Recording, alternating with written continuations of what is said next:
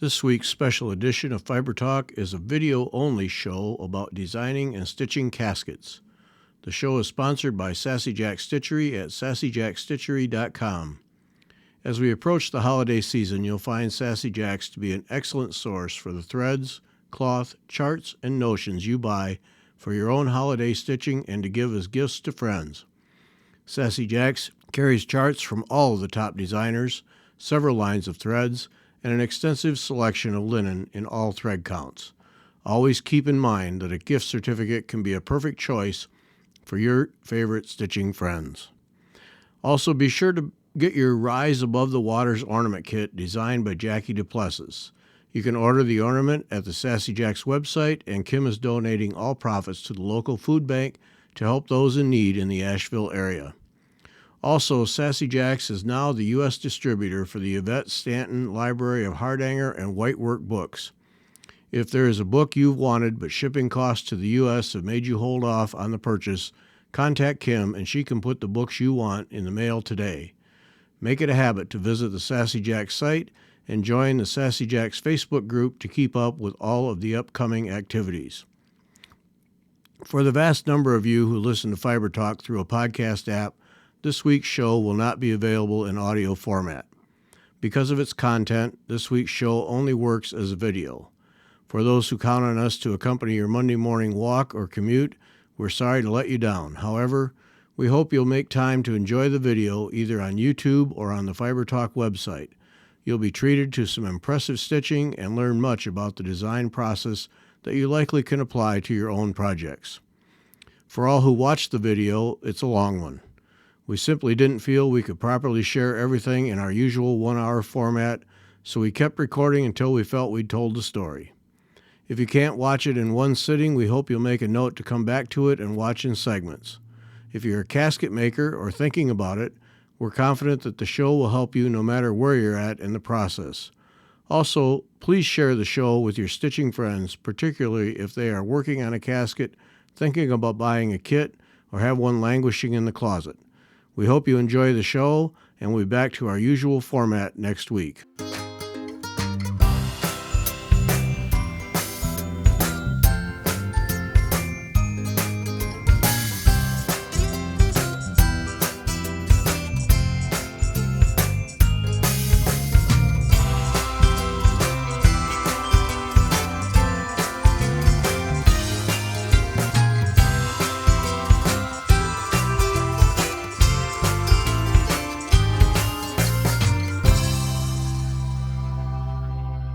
Welcome back. I'm Gary Parr. And I'm Beth Ellicott. And you're actually going to, this time you're going to be watching a special edition of Fiber Talk. This time we are Caskets is our topic. Caskets is our topic. And we have two guests. We have in the upper right there, Mary Berry. And in the upper left, Genie Posnet. And Mary, Genie, and Beth are all at different stages of doing caskets. And so we're going to do a show where we talk about all the aspects of doing a casket basically at three different levels, though I think Genie and Mary are probably at the same level, given what I've seen of Genie's work. But talk about things from finished and advanced to working on it, and if you're a longtime follower of Fiber Talk, you know that some time ago, Beth bought a kit from Thistle Threads. And a long time ago. Yeah, and we did a show, and we did a couple shows on all the things that were involved. But Beth has made several stabs at getting going, but just can't get over that hump. So part of this is to, all the people who are in Beth's camp, where I need help getting over the hump, with Mary and Genie to help show what can be done and how they go about it, so that that people can maybe get a little inspiration and a little adrenaline going and get going on their casket and really dig in and get them finished. Actually, would be great, wouldn't it? It'd be nice. You'd be for that, Beth? Absolutely. Yeah. Absolutely. So let's just start out here. Mary, From your perspective, I mean, caskets, to anyone who hasn't done one or looks at them, they look pretty intimidating. And you got yours behind you there. Maybe you could show that to us. And is it really that intimidating, or is it just something where you got to dig in and just start doing panels? Well, from my perspective, I really knew nothing about even what kinds of stitches were involved or anything. And so, from my standpoint, I am here to be the poster child for somebody who had no background at all, but was able to follow the kit and actually finish it off. Okay. So you just dug in and went for it then. The old determination's going to get it done routine. Yeah, the things that were easy for me were that I had the kit. I had seen where some of the prior ones you had to have prerequisites of doing certain courses, but having all of the items that I needed, and it is daunting. For my particular one, there are over 235 different threads, but and there are 23 lessons. Right. Yeah, And that. and so for me though, what I did was I just chunked it. I had never even heard of what a scroll frame was or even a slate frame. So I just took it a little bit at a time and just thought, what's the worst thing that can happen? Yeah. See, so when we talk to Mary, we have occasional Zooms. Mary's the one we always are whining. Well, what if we do this? Or what happens? Should we try this? And she's like, just do it. Just start, pick your needle up, thread it, go.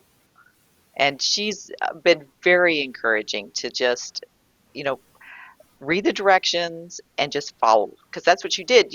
Had you done any surface embroidery or anything like that before, Mary? Um, sure. From the time I was small, I was always doing things with a needle and thread or a sewing machine. But I mean, other than doing your basic needle stitches, I really had never done anything like this before. And I really had very, very little background in even silks. I just really hadn't.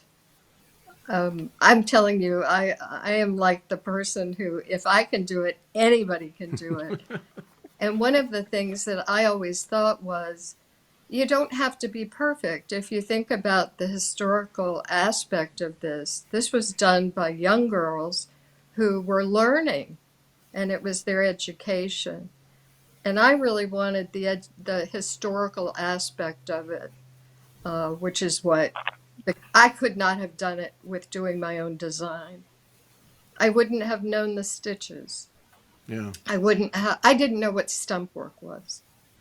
And when I was told, well, there's two different ones you can do, I didn't know which one to do because I didn't know enough to know the difference. Ignorance is bliss. Go for it. Yeah. Yeah. Yeah. Now, Jeannie, we're going to see you did a trinket box, so we're going to get to see that in a little bit. And then you're in the middle of a casket that you're doing all the design work for. Is that correct? Yes. And as we started out, Thistle Threads classes, Tricia Wilson Wren, as part of the initial class, contributed motifs that she and a graphic artist had pulled from extant caskets. And then we were given instructions on stitches and on how to arrange them, how to work with color, how to work with placement, possible themes for them. And then you were to take those motifs and make up your casket from it. So in thinking about what I wanted to do, I've been affiliated for 20, 25 years now with historic St. Mary's City, Maryland's first provincial capital. So 17th century was in my blood. Um, And I wanted to tell the story of the 4 sites that are interpreted here, along with the time frame and how people lived at that point. So I ended up with the 4 seasons, which are a common theme. And Mary, is yours that you did the 4 seasons? No, mine was harmony in nature. Okay. And there was another option, I think, for the kit for 4 seasons, or I There was. believe so. At the time I did it, though, the Four Seasons was tent stitched. Okay. And so I felt that the 4 seasons were appropriate to the tobacco plantation, the waterfront, the town center, and the native hamlet, Native American hamlet. And so I chose an element to go with each one and a season. Yeah. So I have the waterfront is summer and water. The tobacco plantation is earth and autumn. The Indian hamlet is fire, winter, and the hamlet. And spring with town center was flowers. Yeah. So the other element I needed was wind. So you'll see a little bit later that I have wind in the sails of the tall ship, the Dove. That's a recreated ship that's there as part of interpretation. So wind in their sails. So it worked out well, Yeah. and Yeah. it was fun. Yeah. Okay. Well, that and yeah. When we get to your stuff, you show us so much about your process. So Beth, you started out. I mean, you bought a kit. You bought the kit, Yes. but then when we've talked about it over the years, and it's been over the years, you've kind of been. Do I do the kit? Do I do my own design? Do I do a mixture? Where are you at right now with that?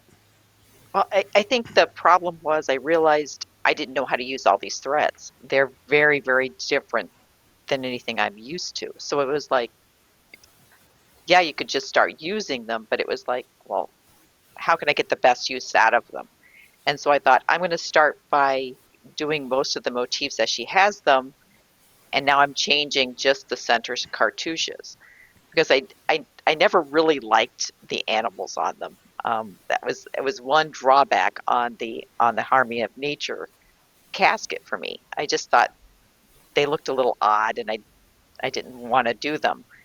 So I'm reinterpreting it into putting in the 4 gospels in each of the 4 sides, and then maybe doing a Lamb of God on the top. So I've started pulling together. I went online. I pulled a bunch of images. I've looked at images of the 4 gospels because they're very. In fact, I have them right here. I just pulled a bunch off, but I just need a line drawing. So that would be something that would work. And so the lion and it'd be fun to do the wings, the lion with the kind of the mane. And I think this is actually close to the right size. The motifs are really small. I have to fit it in to this cartouche here. Let's see, where is it? Oh, okay. You Right in got to get it here. in that oval on each panel. Right, right. So it's that's the thing. It has to fit into that section, and I have to redraw it. So I figured I would start with the top up here and follow it pretty much exactly. I'm going to change a few. I am changing colors as I go because that's an easy change, and then I will go through and then add different motifs into the center of those cartouches. Um, and I'm hoping that won't be so difficult. I think the idea is that if I get comfortable with the threads and I can get one casket made, I might make a second. I haven't bought a second, but the thought is there to do a second. And I'm not the only one though. I think people start on their caskets, start working on them, and then they start thinking of ideas of how to change them and how to make them their own and to do something else. I know Mary, we've been kind of teasing you about doing one on pollinators. when we get together because you're into pollinators, and I think, oh, that would be a fabulous casket. But you So, haven't so, jumped yet, have you? so is that where you're at, Mary? You're looking at maybe doing another one? I don't know. You know, it was a 3 years of pretty intense work. I did other things, but um, I could do the pollinators for sure. The one thing I did switch on this particular casket was I didn't care for the caterpillar because I one of my hobbies is actually raising monarchs. So for me, I had to have a caterpillar that was appropriate. So I Mm. used a real caterpillar to make mine. But I don't know. I'm still on the fence. I miss it a lot now that it's done. And I'd love to do another one. But it's almost like a responsibility to make it all the way to the end. And Jeannie can tell you hers has been a much longer adventure. Yeah. Yeah, because Jeannie, I mean, your casket, you're designing everything, right?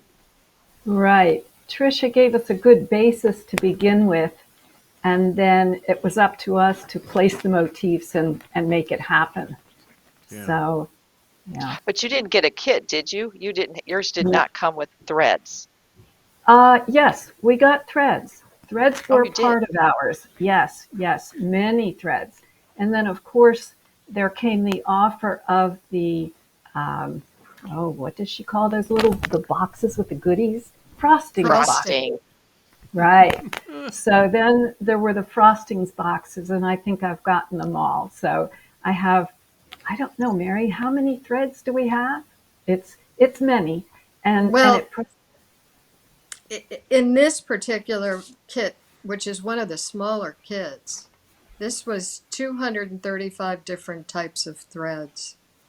So it's a overwhelming, uh, but it's also so exciting because I had no idea about any of these threads and what you did with them.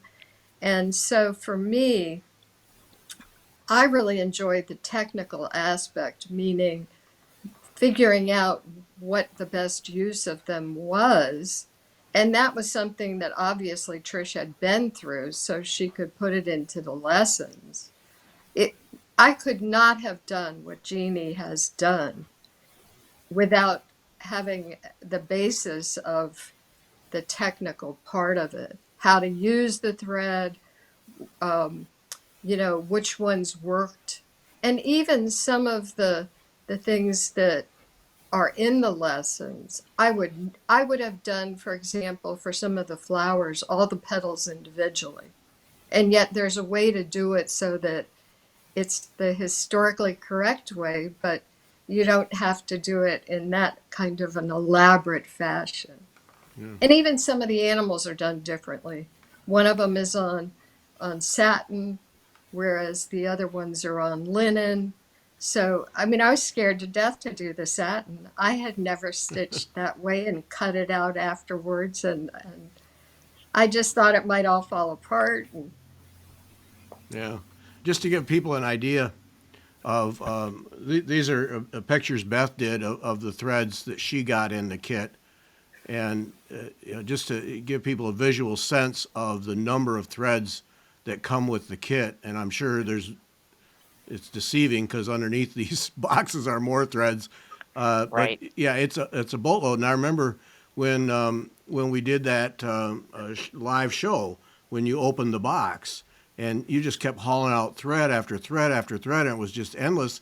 And Kathy Ray was with us, and she was Hmm. helping us know what a Yeah. lot of the threads were because you had no clue. Yeah, No, no. And once you're right, Mary's right. Once you start stitching with them, it's like, I don't know, there's one I couched down and I can't remember which one it is. It's some sort of crinkle gimp stuff. And all I could think of is all those sampler trees that have the tons of French knots on them. I'm thinking, oh, why don't we just use this thread and couch it down instead of doing all the French knots? It'll look beautiful. But can we get that more of that thread? I don't think so. It's only in the kit. So, There are many of them that you can get more. And one of the things that Tricia pointed out to us is that depending upon how much money a girl's father had to buy her the threads in the 17th century, that helped to determine how much of a product they were already.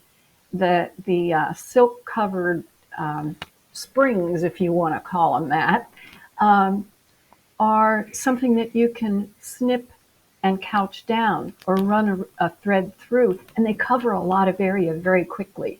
Where if you didn't have that wealth to be able to get that kind of a thread that's already prepared, you could make bullion knots, you could make French knots, but they took a whole lot more time. So the more wealth you had, the quicker you might have been able to complete your casket, your Yeah. box. It's always money. It always comes down to money. I hate that. Mary. Once you went through that, and you said you didn't know the stitches, you didn't know what to do with some of the threads. Overall, what did that do to your stitching skills? I got to believe it elevated you considerably once you got it done. Oh, yeah. I I will tell you, I kept thinking to myself what people talk about in sports, where if you do something 1,000 times, you will end up, it'll be muscle memory. Yeah. And so the stitches that I used that were in the lessons, I got to the point where even it was very, very difficult. I could have bent spoons when I was first learning them. And I did nothing outside of that. I did no, samplers where I could try the stitches. I just went for it and did it on whatever it was that I was working on.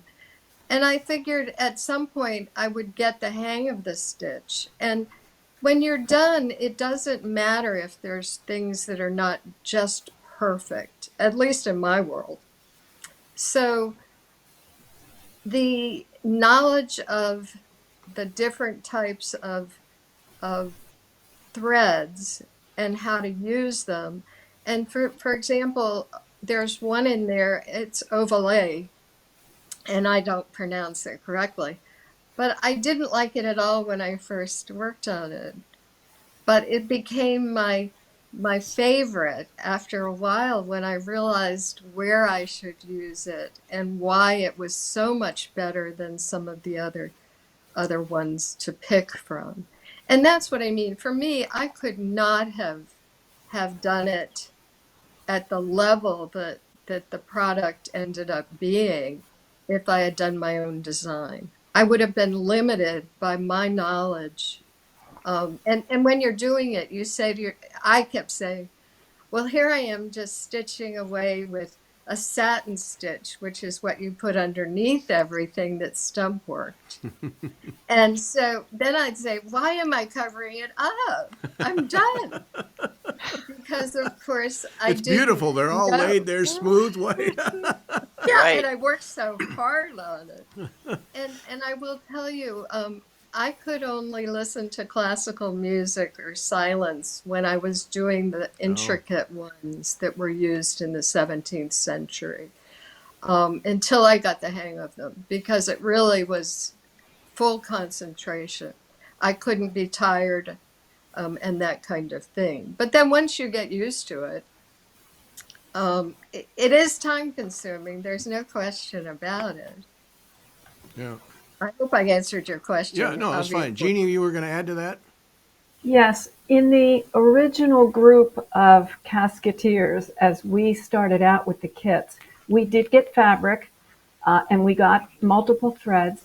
And then also included was a trinket box on which you were given classes to do a long stitch of, I can't remember what character it was. I ended up doing a tulip. Um, and and then you had some where they were wrapped threads, and that went quickly. It was not easy if they started slipping out of place, and they don't last long over the centuries. But that was another surface.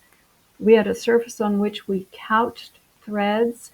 So as Mary was saying, you didn't necessarily know what to do with the threads, but Tricia instructed us as to do a cartouche and then a rabbit that went in it and flowers in the corner. And that pattern was given to us to trace, and then instructions on what to couch down. She elaborated on that more then with the two larger casket kits that are so helpful for people, because we had to go on and take what we'd learned in that small trinket box and apply it to our full project. Yeah. But the trinket box, doing that has paid off, I'm sure, immensely in what you're doing now with the casket. Yes. Yeah. And Beth, are you finding intimidation when it comes to the stitches, or is that Right part now, of what? the stitches aren't so difficult right now, but I'm getting ready to do some of the detached, and I Uh, find myself dragging my feet because they're different. I can do a detached buttonhole. I've done that, but now you're doing it with all sorts of different threads. Some very slippery threads, which makes it, of course, a little more difficult. But I think my idea is, the holiday season is it's just impossible to start something like that. But my thought is January. I've got to get them traced and ready to go, and then I've got to start doing those detached. And I'm going to do like Mary does. I'm not going to do samples. I'm not going to do doodle cloth, because if I do that, I'm going to end up dawdling myself away and I won't get it done because I don't want to do it multiple times. I won't make it perfect anyway. So I just want to try my best and move forward. yeah. Okay, you're making detached on mine because it's right here.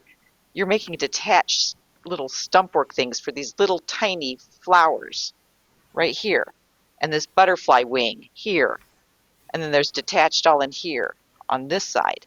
So it's just little tiny. They're not any bigger than your fingernail. Who's going to look at that? You got all Right. this stuff down here that's going to be Right. going on too.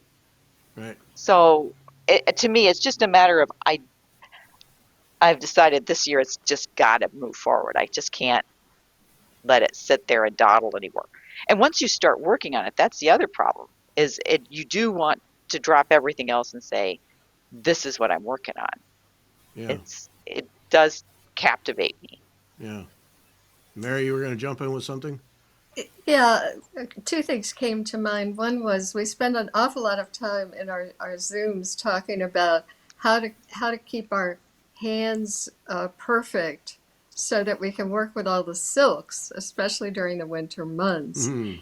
And the other thing was, I I remember pointing out to everybody how um, when you do this detached little pieces, there was one side where there were 44 of these detached little items that needed to be put in through and then attached on the back, just to give you an idea of how much of that goes on. And when you're talking about that kind of number, what's going to happen if one of them isn't perfect? Nobody's eye is going to fix on that and point out to you that something's wrong. Yeah.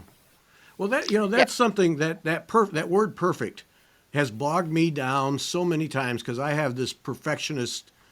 It just sometimes drives me nuts where I just get stopped right in my tracks because it's not perfect, so I can't move forward.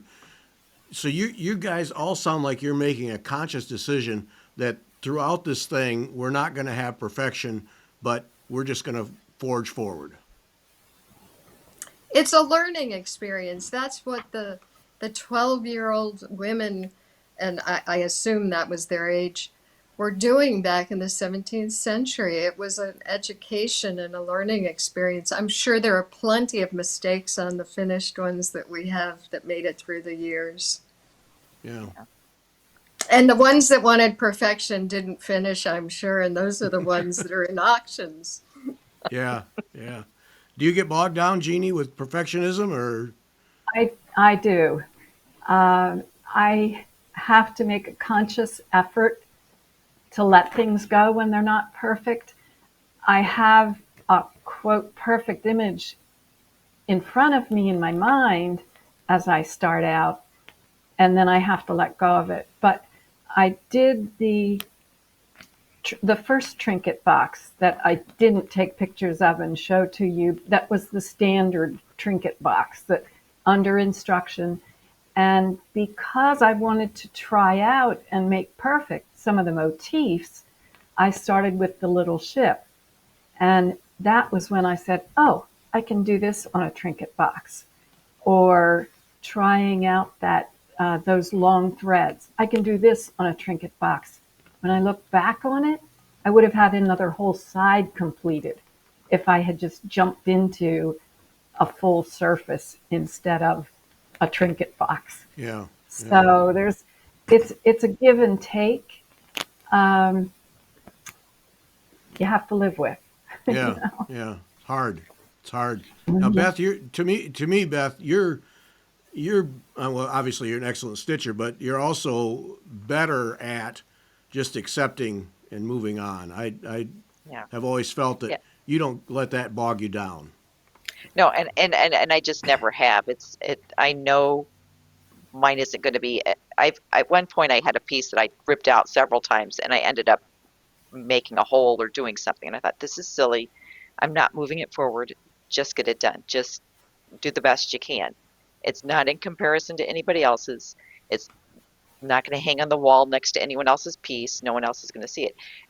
And even today, I was thinking about this casket. I'm thinking, are my kids going to even want this? And I thought, so why am I doing this? But I'm thinking, no, I'm doing it because I've always loved them, and I love the texture of the stitches. And I just need to say, okay, just buckle down and let that be your focus piece. And like you said, it takes 3 years. It's not gonna get done in a year. You've got to give it the time it needs. But if you don't ever start, um, you're never going to move forward. Yeah.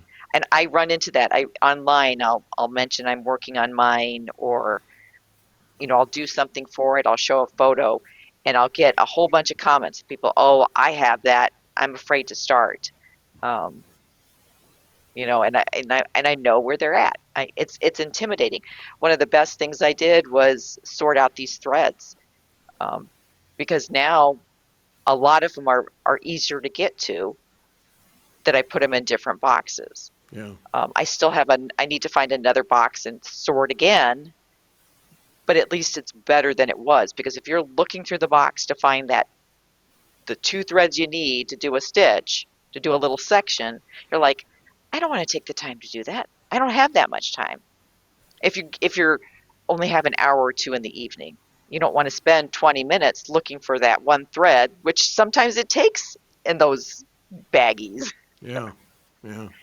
So taking a few moments to organize them. We had a whole discussion on organizing the threads one time on a Zoom, because I was curious, how do people organize this stuff? Yeah. You almost have to. Yeah, and Jeannie. Pre-COVID, Whitman samplers or Whitman candies came in a huge box. It must have had 200 candies in it, probably 18 by 24. Uh-huh. And I, over the years, managed to get two of them just before Christmas. And then I actually made foam core trays so that I could put all of the threads of one sort together. And it's wonderful because you open the top and there are no calories in it. It's just color. So, Beth, when you were talking there, are my kids going to want it? No, none of our kids are going to want these things. They don't want any of this stuff. But it's for you. Hmm. I mean, it's a major commitment. It takes a lot, but it's for you and the satisfaction of doing it as you go, but also the satisfaction of holding up, like the one that's behind Mary there, holding up and say, I made this. Right, right, I did right, this, stem to stern. And right. I mean, there's a lot of personal value in that. Hmm. And I think that, just the satisfaction of of working on it. Anytime I pull it out, and even if I just get one little butterfly wing done, it's like, look at that, it's shiny, it's Yeah. pretty. And then I want to work on it again. Um, but I think it is. You need to have the time and take the time to work on it. And it's got to be for you. If you think oh, my kids are going to want it, nah, they're not going to want it. They're not No. going to care. I mean, they might, years from now, but No. probably not. So I don't have kids, and so for me it was the challenge of it, the fact that I loved the whole entire project from the time I looked at it. So there wasn't any real need for me to change any of the animals or the flowers. Um, and then during the course of it, somebody told me a wonderful thing, which was you can give it to one of the organizations of embroiderers, and they will auction it and it will make money for them. So I thought that might be a wonderful thing for me to do. Um, for me, it was all about the doing. As somebody in our group says, the joy is in the stitching and the joy is in the learning. And I remember just being so excited about the fact that I was going to be cutting mica out to put into the windows of some of the castles that are on this thing, just as women were doing in the 17th century. And and it's women's history. And so it's a stitching adventure that has everything about it is historically correct because it has been researched that way.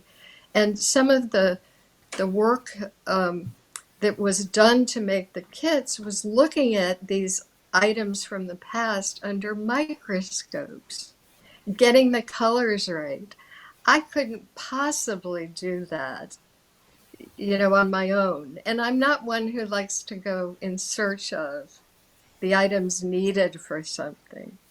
And I just remember so many aha moments where, I mean, I think it's the lion has these curly things on it, and you take wire and actually put a lot of whatever it is, some kind of twist type of thread around it, wrapping around it. And I thought, where in the world would I ever actually construct the type of material I was going to use in this item? Just like people would have done if they weren't the rich people. Um, I just can't tell you how much fun it was. And putting the box together was just equally as exciting for me. And it isn't perfect. You have to do a little bit of this and that. But it was so much fun. Yeah. There was no part of it that I didn't enjoy immensely. Yeah.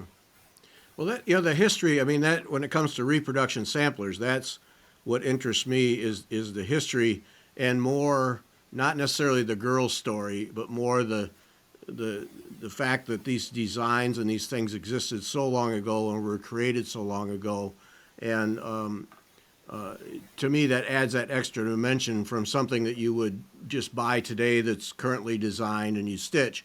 There's that extra, it's that connection with the past and the distant past, not 100 years ago, but a long time ago, and so that carries value to me. Jeannie, does the history play for you, or is it more the art and the creation that drives you? The history is a big part of it for me. I've dressed in costume at Historic St. Ah, Mary City. I helped with I was a museum teacher for close to 10 years and then did some costuming for them too, and was involved with the project of Written in Bone at the Smithsonian, in which they actually had me dress in character and also dress a statue of Captain Bartholomew Gosnold. And so that history of Dr. Doug Owsley wanted to show what people's lives were like at that point in reality before he had to worry about their bones. And and wonderful because it makes these people come alive. And for me, with what I've done with the cabinet so far, it's my story of my interaction at Historic St. Mary's City with the way history is interpreted, in hopes that people will look at it and realize that life was full and prosperous. Yes, there was trouble, but it was a wonderful place to be. And so history is a big part of it for me. Okay. Yeah. Yeah. You're immersed in it. And just for people who don't know, St. Mary's City, what state? Maryland, Maryland. Yeah. it's on the western shore. So we're 45 minutes from Norfolk in a fast boat. But so Okay. All right. In a fast boat. In a slow one, it takes Okay. forever. Okay. Yeah. Yeah. Yeah. Let's go on to Mary's casket and kind of go through it. And Mary, you can just talk us through what you experienced with it and the various aspects of it, where the challenges were, where the the easy parts, and where there were places you just wanted to throw it all in the basket. You know. But hold up, if you wouldn't mind, just hold up the box so we can get a sense of how big it is in your hands there.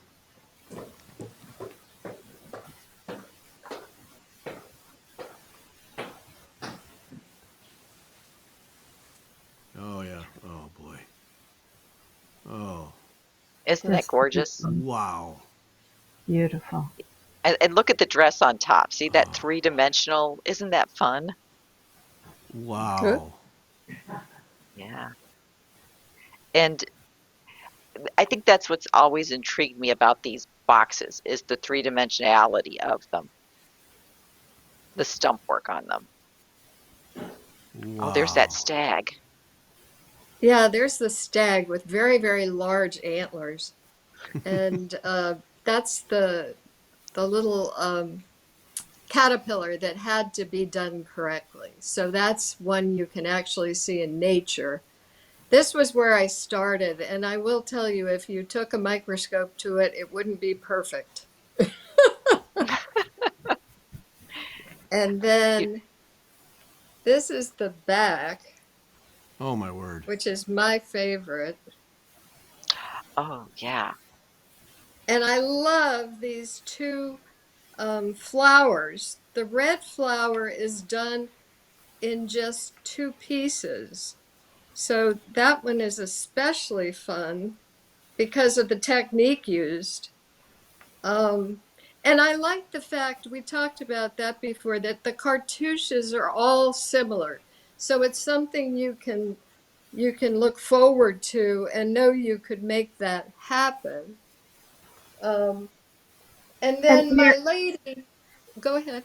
Mary, as you held it, turn that face toward you so we can see the purple flower on the back in profile. Turn it, Oh, turn. Okay, now bring it just about there. Turn it back 1/4 so we can see the profile of the purple flower. So we can look along the side. oh, I'm Yeah, sorry. we want to This way. look down the Oh side.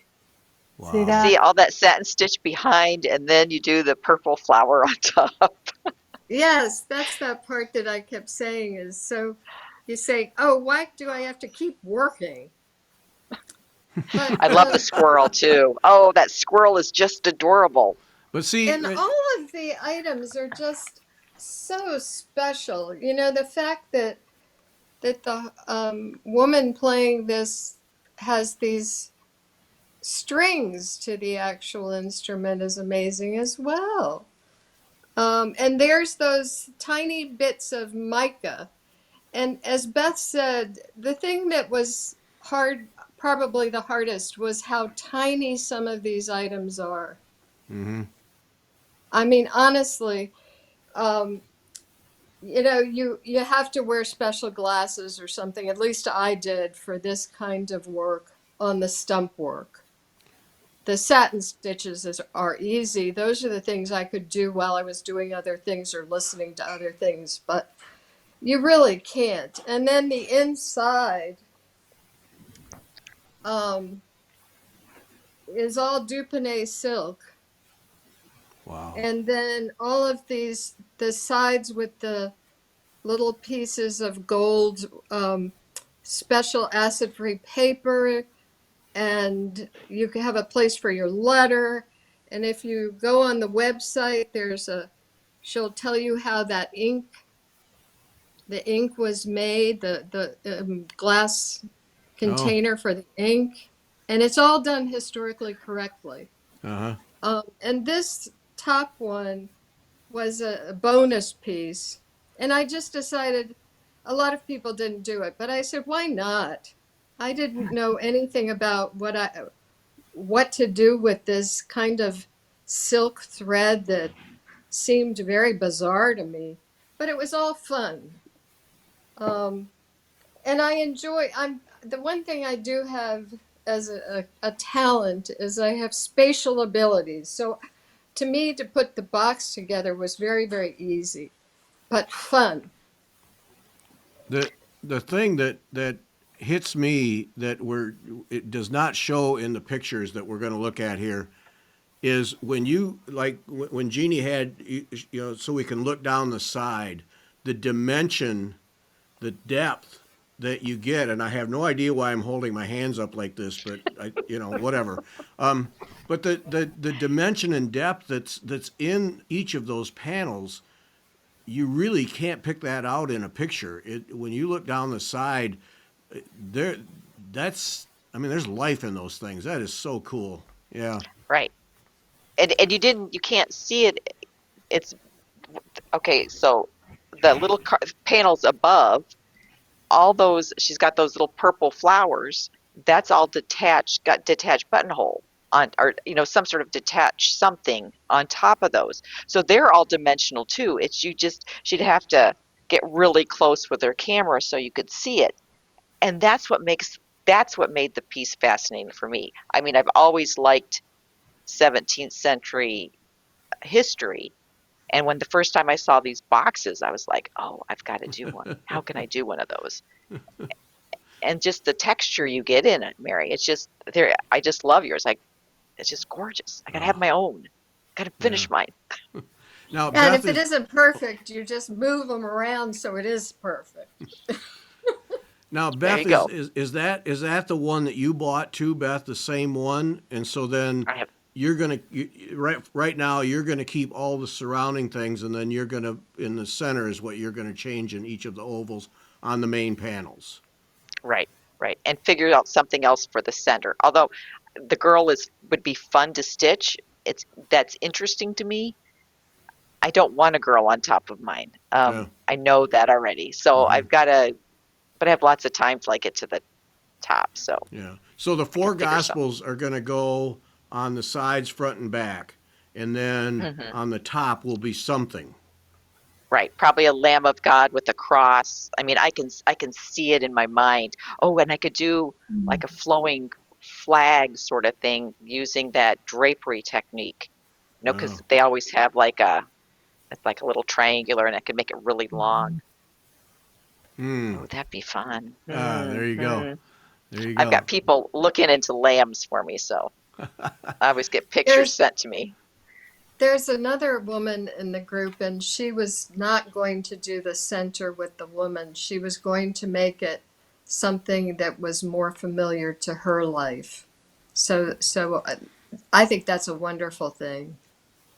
Yeah, I remember Beth, you commenting two or three times in the discussions we've had about trying to tie that into your personal life and trying to, I mean, you want it to be your own if you're going to go to all that trouble, so you trying to find a personal thing. So, and that takes some time, I think, and at someday the light will go on and you'll have it.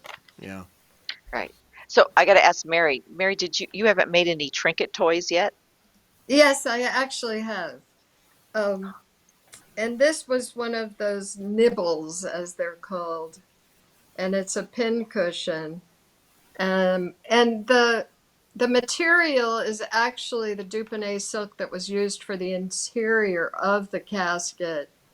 And then I finally, as I also, like Genie, I have all of the frosting boxes. And so my husband always says, "What are you going to do with that?" That's what he always asks me. And so I said, "Well, I'm going to use some of the frosting box items for this." But I must tell you, it was like three of the countless threads that I own that were in the boxes. And then I this was from a master gold work class. And so the colors are perfect for putting in here, although it's really Tudor. And again, I'm here to tell you, I have no background in this. I haven't taken all the courses that my friends have. And so I'm not perfect with these stitches, but I don't care. It's all right. And this one really doesn't go, but I put it in anyway. These pin cushions, I call them too nice to use pin cushions. Yeah, how can you stick pins in them when they've got gold work on them? That's what I want to know. Exactly. And frankly, for this, the only thing I hadn't done in the way of techniques was probably the sequence, which I found it was interesting how they did the techniques used for this for that part of it. Um, and I'm one of these funny people. I have to finish all my work myself. I don't take them to framers or finishers. So I enjoy that part as of the process too. Yeah, yeah. Let's go through your casket, Mary, and just talk about some of the aspects of it. So here's the top, and so what do we have here? We've got the woman. That must have been the biggest challenge. Can we guess that? Um, yeah, I don't actually. I think the biggest that's the biggest challenge on this particular top portion. It's not the biggest challenge on the whole entire thing. Doing the dress and the drapery around her, that little shawl, was a lot of time. Um, but it wasn't that difficult. By this time, everything was pretty easy. So And I this was put my initials so on you did that this bottom last. part. Then you did the top last. I did. That's the top, the last item. Yeah. Yeah. The part that impresses me is the skirt and the dimension, the ridges and valleys that you have in the skirt. Is that just inherent in the stitches, or was that a bit of a challenge to pull that off and do it so well? You know, it's fiddly, like Okay. so many things are on this. But I did change the colors on the skirt because there was a color in there that I didn't care for. I will tell you the fun part of the whole thing is on her little feet there, the shoes are there, and then she has stockings. So you can actually lift up her dress and see her stockings and the shoes, which was kind of a cute little touch there. But by this time, everything is fairly easy, and there aren't a lot of stump work pieces that you have to put in there. Okay. Is now the ring around the woman? That's all ribbon embroidery. Is that all ribbon? No, it isn't actually. That Oh, actually is a particular thread that was included oh, in the kit, and it's silk over. And I'm pretty sure I'm not out of line to tell you this. It's over some kind of a plastic that's underneath it. okay, So it's wrapped around a fine silk thread is wrapped around and around and around a thin piece of paper or parchment. And then, Mary, right, you cut a piece of it, looped it back, and anchored it. Yes, but I think that particular one, honestly, I could be wrong, but I think it in fact was some kind of a plastic. Okay. And so Yeah. they're individual pieces, or It's is it? very long, and you have to cut all of them to the particular size that's appropriate to put in there. And you also have to basically do like a clock-like thing, which is 3 o'clock. You make it into quarters Oop. so that it's all going to come out appropriately. Do you remember the name Meaning, of the thread? oh gosh, not for that one, I don't. And It's it's a the only silk. place it's used. It's a silk wrapped plate, perhaps. Yes, Um, yes, that's right. So See if I could have it. each of those little loops then is in there attached individually then. Yes, it is. And all Oh, of them have to be, you have to go through, if I recall, the silk in order for them to stay in place. If wow. that makes sense. You are um, you are stitching them down, and Hmm. then the next one goes over the area that you stitched it down for the prior one. But it has to come out so that, as you can see, the gold is at the bottom, the green is next to it. Yeah. You know. And and so Mary, you do that by basically using the clock 3, 6, 9, 12 and quartering it out so that you keep Yes. everything even. Okay. I'm sorry, Jeannie. Go ahead.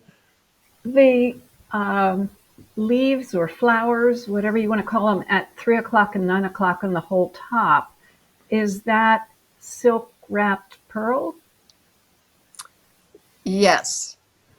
So And Gary, that is, if you imagine a screen door spring that has been wrapped with thread, and then it's a wire that's been wrapped with thread and then made into a very fine spring.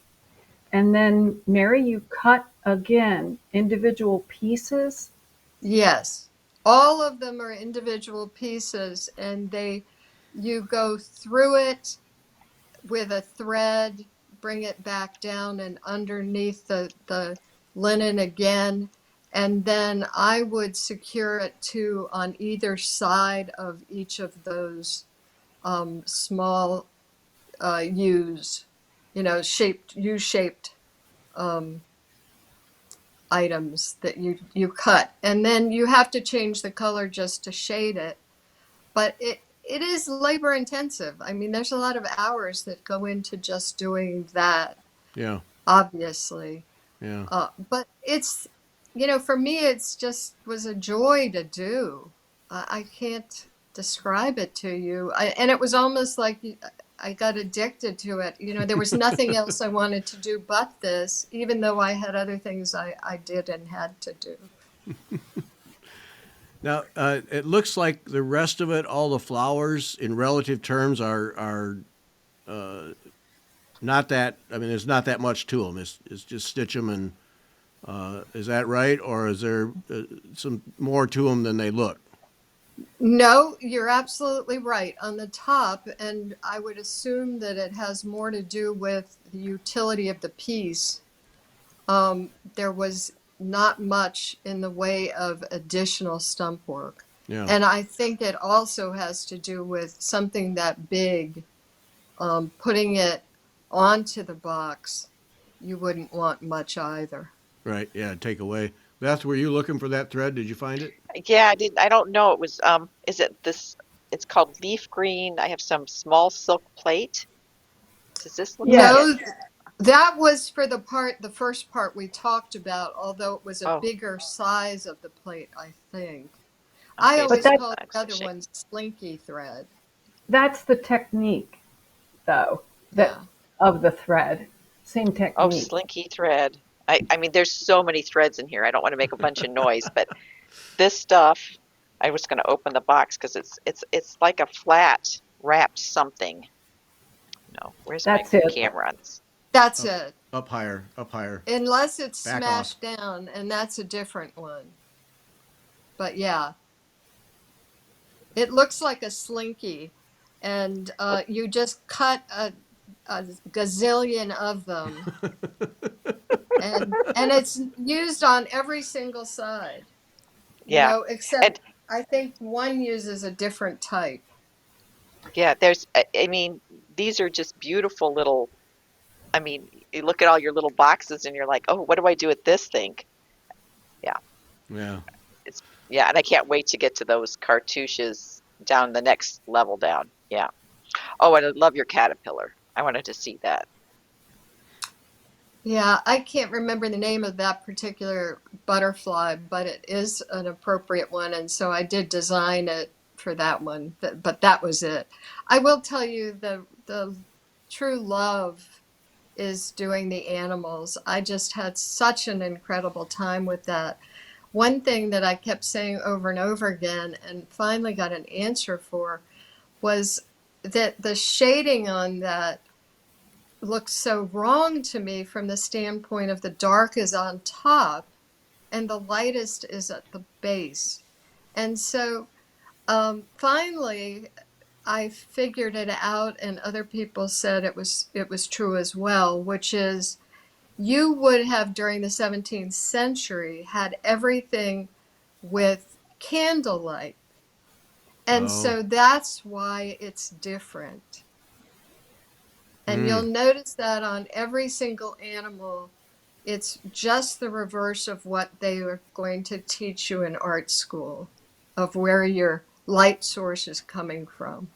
There's your history again. Yeah. Yeah, see, it's so intertwined. And somebody's working on this side right now, and they were kind of wondering about how to make that antler. And I know the antlers look big, but again, that's okay with me. I don't have to have it perfect. It's not supposed to be a total representation. Yeah. The fun part about the animal is that um, it's that thing where you are making it in a way that if you don't connect all of the pieces appropriately, the whole thing's going to fall apart. And That's so, the scary. That's scary. yeah, yeah, but it's fun because you want it to work and you don't want to do it a second time because there's an awful lot of stitches in that. Oh, I meant to ask on the top, what is the ground? Is it a heavy muslin or what type of fabric is it? It's linen. Okay. Yeah, it's all linen. Looks like a high quality linen though. It is nice. It's a nice linen. I think is it Legacy that she sent us? I'm not sure, Yeah, but yeah, it is legacy. Okay. it's a nice Legacy linen. Um, but yeah, and I love how like those flowers to the sides of the cartouches. Don't those look like fun to do? I can't wait to get Yeah, to those. they really are. And then it's a couched Silk red. wrapped pearl. Yes, Say that again, yes. Jeannie. Silk wrapped what? Silk wrapped pearl. Okay. And we on the jacket tour to England in 2010 actually got into Benton and Johnson and saw them making it, and it was awesome because they literally wrapped a thin, real thin wire with silk and then took that composite and wrapped it around sort of a little bit on a drill. And imagine a drill facing you with a spool of this composite right next to it, and it wraps it on right against the cog and is pushed off as it's produced. So you have a little sort of a drill that's about a half an inch long.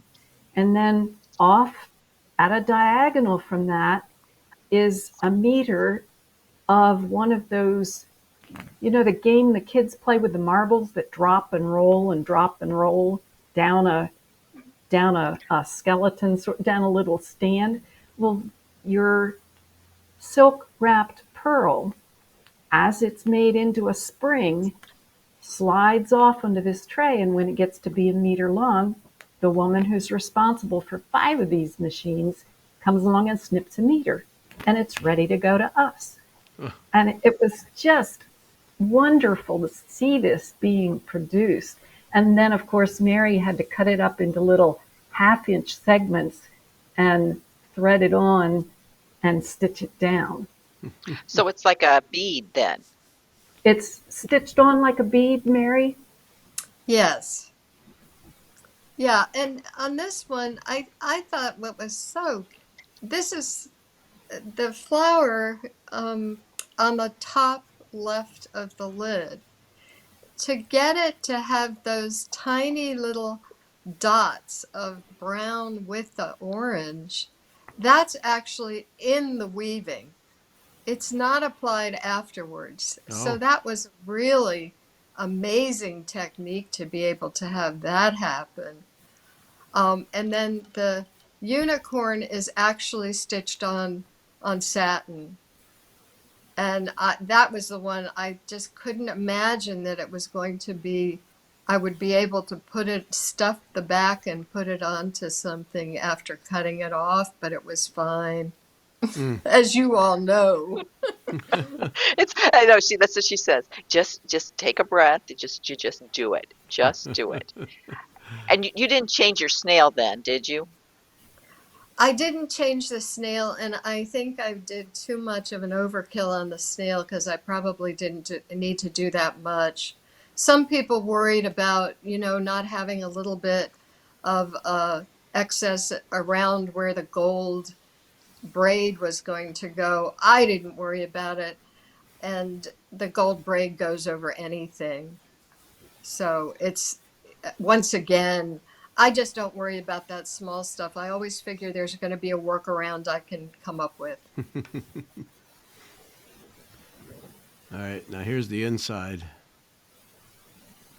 Which, Yeah, and those are the pieces. All of those doors open up, and inside is marbleized paper. this is And so that's, elegant. It's just so elegant and classy looking. yeah, and I wasn't so keen on that particular design there. But I must admit, I learned a great deal. I knew nothing of what to do with Chanel. Isn't it Chanel or what do you call that Chenille. green? Yeah, Chenille. chenille. That's it. See, Gary, I'm just not. I can't learn. There are all these different words.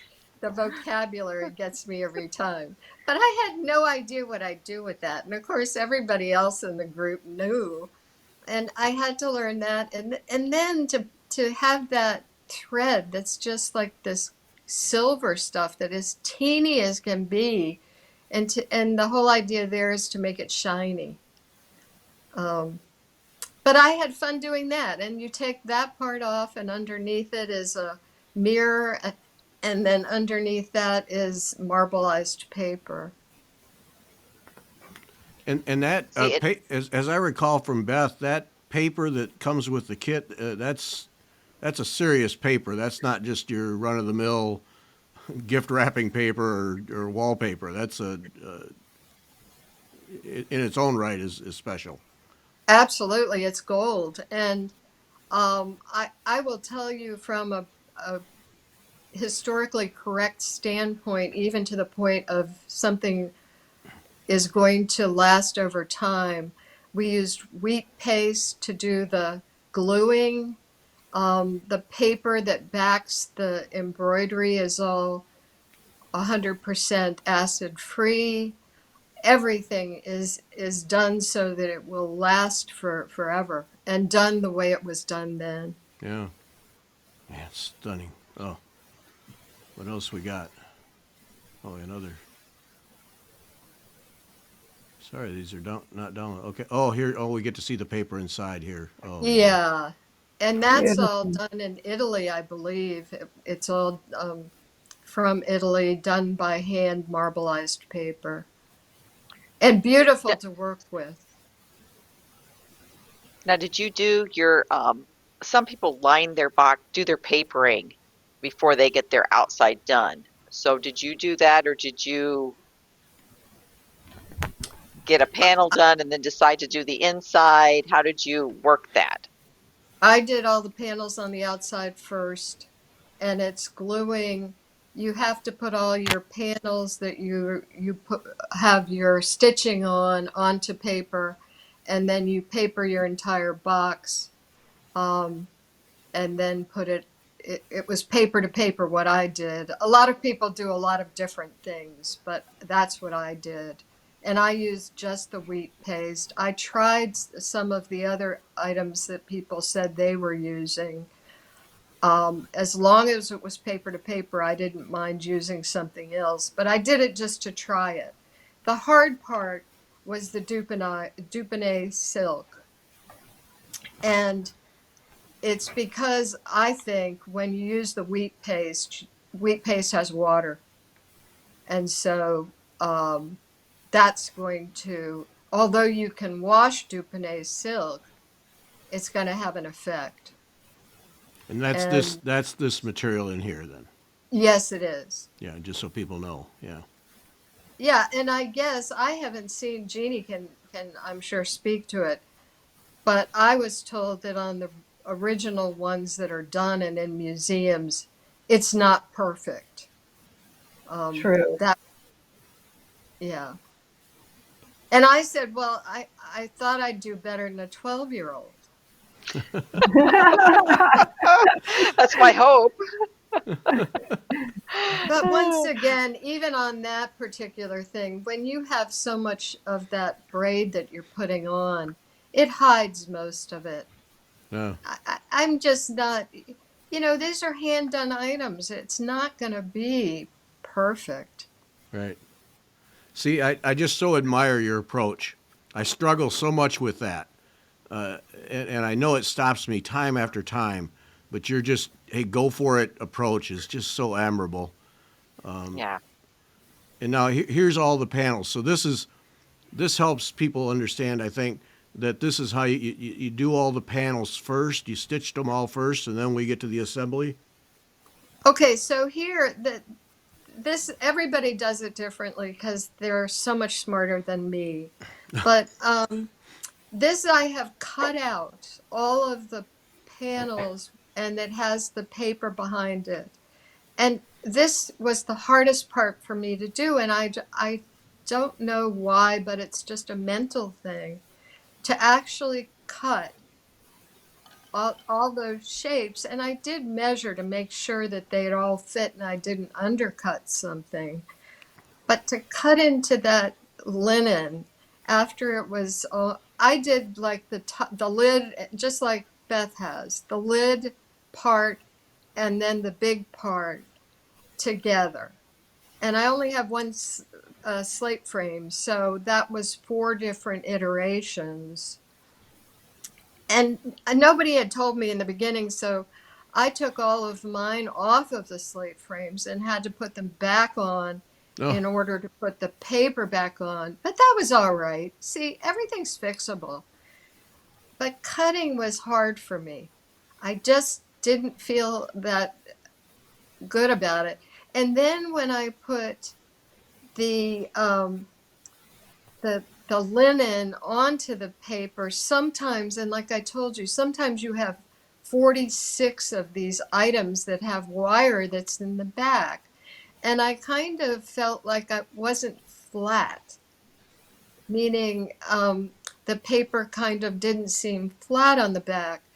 And even that, when it finally came to doing it, meaning applying it to the wood with the paper on it, you say to yourself, you're putting more paste on it, which has water on it, so it's flexible all over again.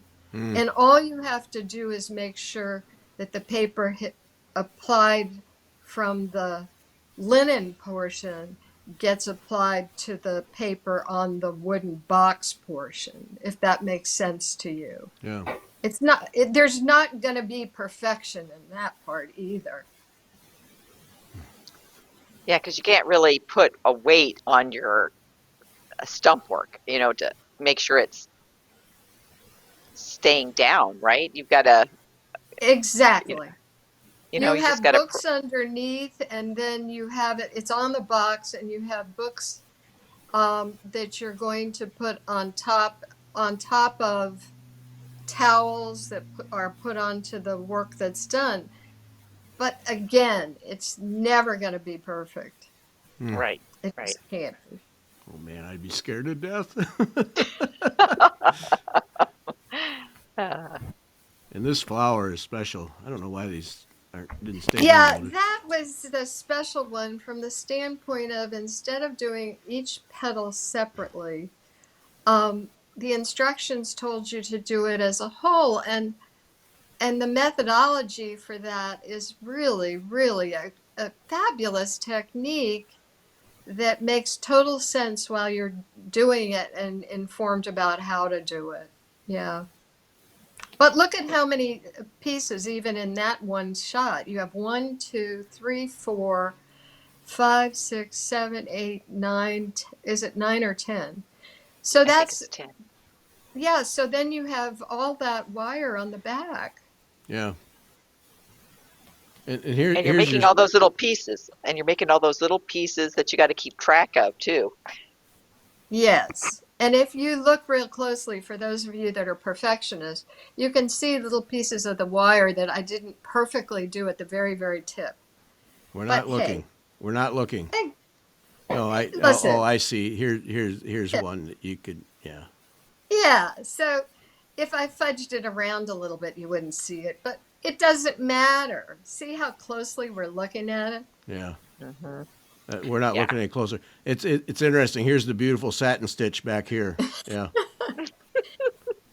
And so what they said to me was, well, if it's around for 1,000 years and those other ones fall apart, you'll still have the satin stitches behind. Uh, Uh, let's see. The snail. I love the snail. You know, no matter how you feel about it, I just think the snail is just special.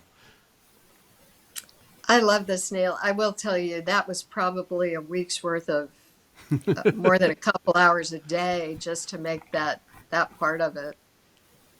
Yeah. It's And some beautiful. of the parts, they might look like they take a long time, but they don't. But that particular one did. All the detailing around it. Wow. yeah, he's adorable. Boy, that And is to, The a, and thing, just the thing that's kind of interesting about the kit is that you have so many different designs in it that it's never like, oh, I have to do this again.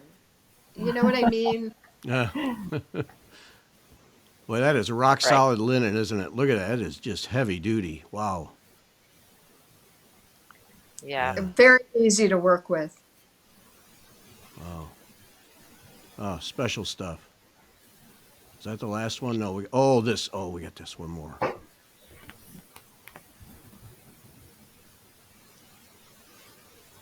Wow. Beautiful. Yeah, the Oh yeah. thistle. And honestly, I'm not so sure that the base of that purple thistle is what I should have been doing, but it looks fine. It It looks works. a little more like a mushroom, but It works. Oh, yeah. And I love your little squirrel. Look at his eye. Just staring at Yeah. that. Yeah. And I know they're in the kit. There's eyes in the kit. I have my little package right here of eyeballs. yeah, and those came from, I think, a particular person who made just the right size because I did another embroidery, the house by Pierce. And I know it was so hard to get the sizes of things right if you didn't have a kit, and I didn't. But my point is, everything, the scale of all of the things in that kit are perfect for what you're doing. Yeah. That's beautiful. Really beautiful. Yeah. All right. I think that was the last. Yeah, that was the last one. I'm sure. Yeah, that was it. Yep. Yeah. I Oh. hope that wasn't boring. Oh well. Oh No. no. No, No. And very. I will say to people who watch this, you already know that this is long, and we're just letting it go because we're just going to enjoy all of this work. And I know short attention span theater these days, where everybody wants everything in 10-minute segments. This we're just letting this go because we're not getting cheated on any of this. And No. we got a truckload of photos from Genie coming up here. So if you have to watch it in different sessions, you watch it in different sessions. But our whole plan with this video was to just go for it and just tell the stories and let people experience what these folks have done. And so yeah, so buckle up, just buckle up.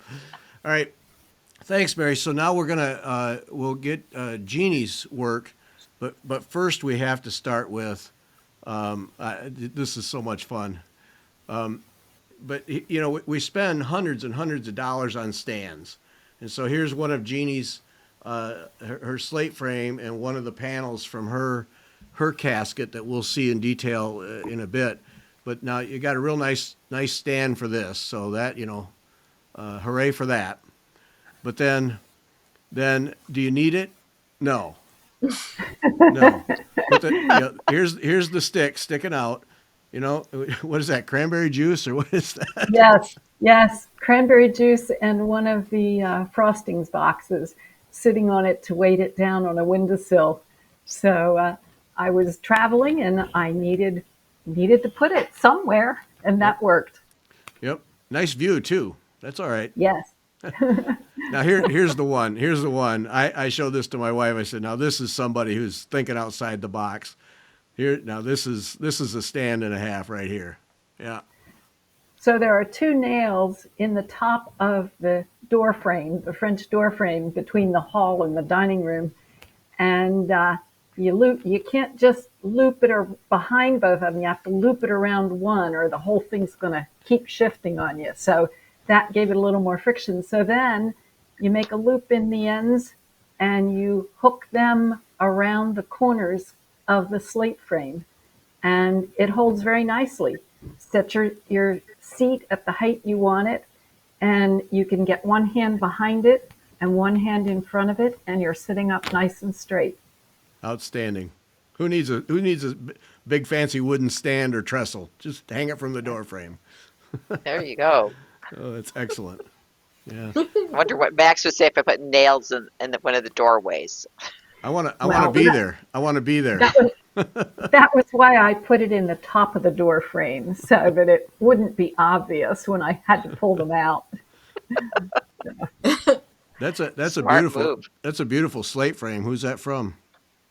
Actually, I worked up in Northern Virginia on a garden park, and a straight line wind came through and took down walnut trees.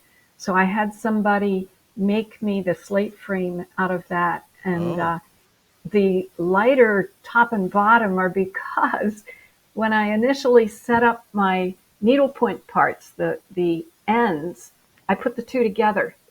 And when I finished the autumn, I wanted to take it off.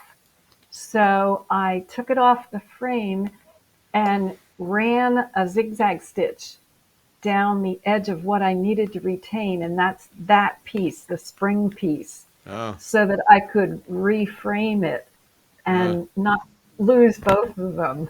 So. All right, let's go now. We'll go. This is the trinket box, so we'll go through that fairly quickly because we want to explore what you're doing with the casket. So here's the. So this is the top. This is okay. Gorgeous. So this is the second trinket box that I did.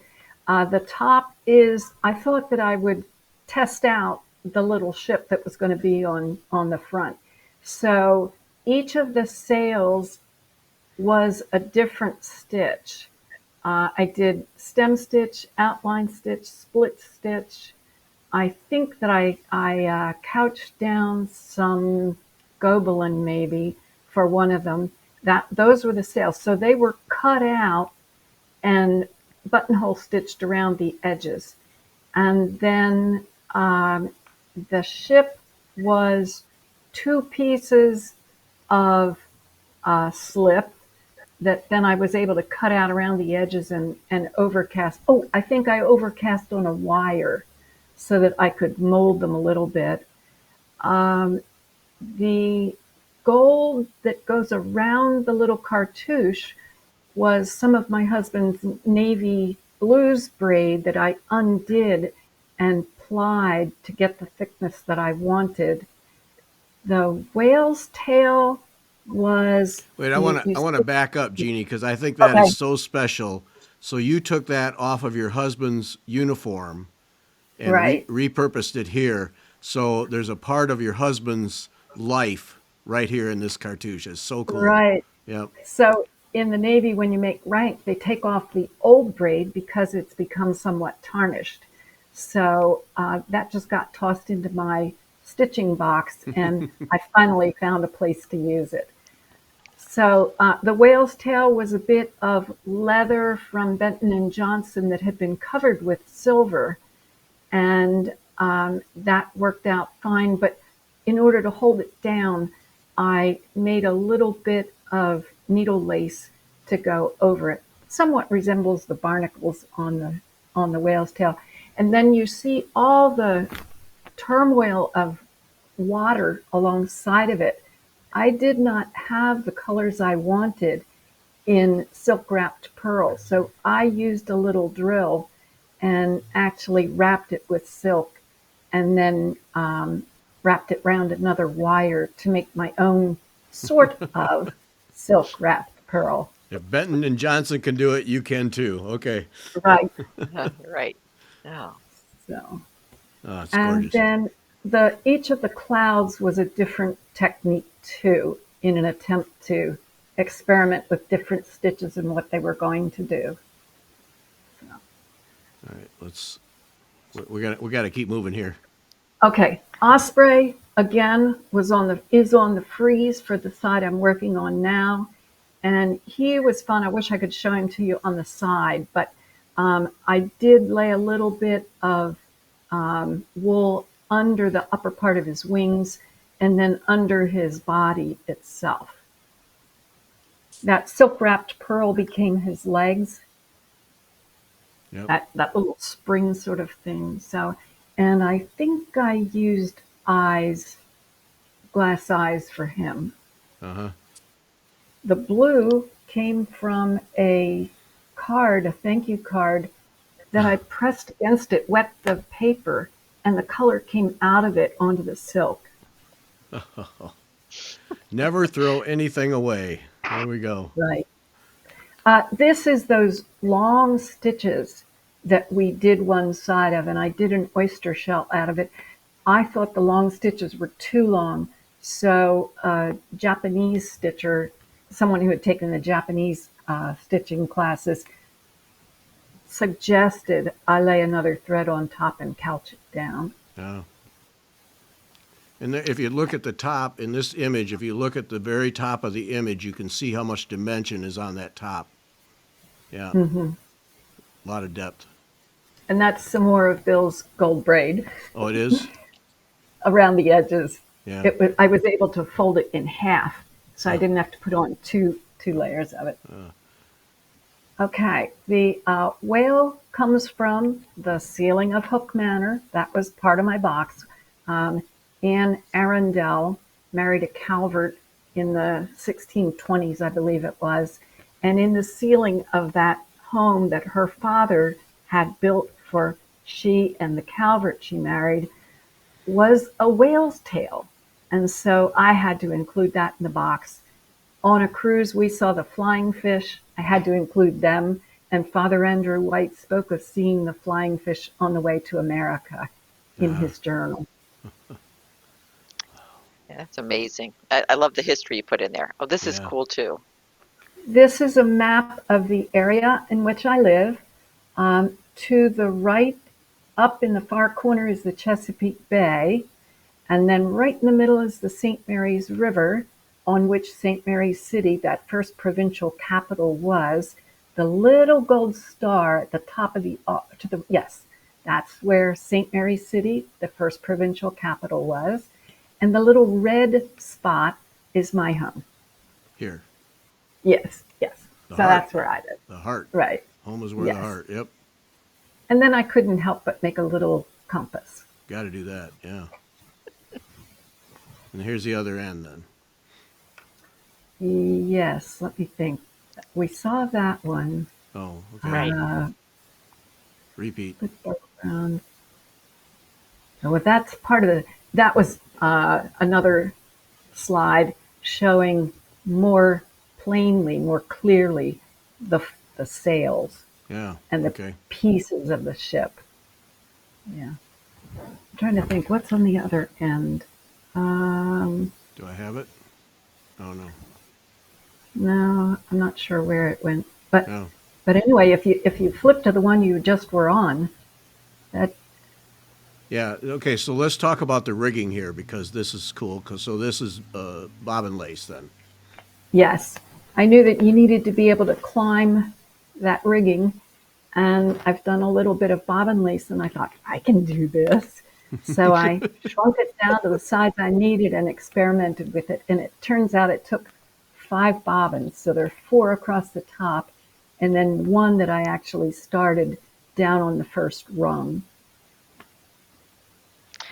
See, that's why you take all the classes because you never know when you're going to need it for your Right. casket of curiosity.